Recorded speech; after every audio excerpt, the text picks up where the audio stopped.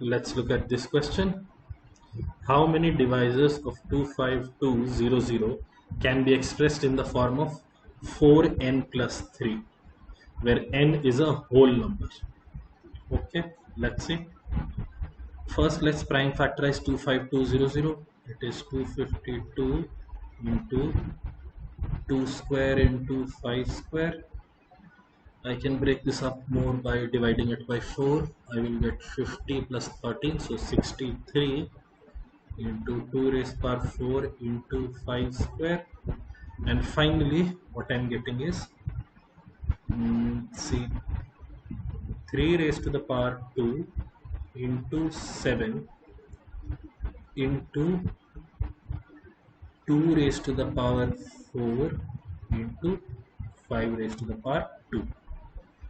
Okay, now because I need my factor to be of the form 4n plus 3, because I want my factor to be of the form 4n plus 3. Let's see what individual remainders can I get with 4.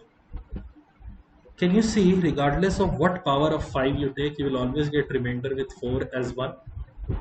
If I want an odd remainder with 4, the only power of 2 that I can take is 0. So the remainder that I will get here is also 1.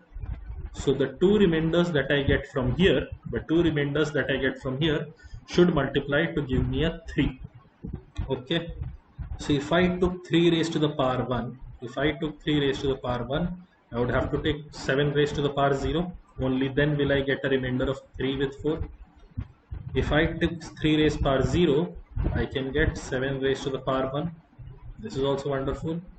If I took 3 raised to the power 2, I can take 7 raised to the power 1 again, because 3 square gives me a remainder of 1. This will give me a remainder of 3. So these two can be taken in these 3 ways. 2 can be taken in only one way. 5 can be taken in 3 ways. Altogether, the total number of ways you would have is 3 into 3, or the answer will be option C, 9.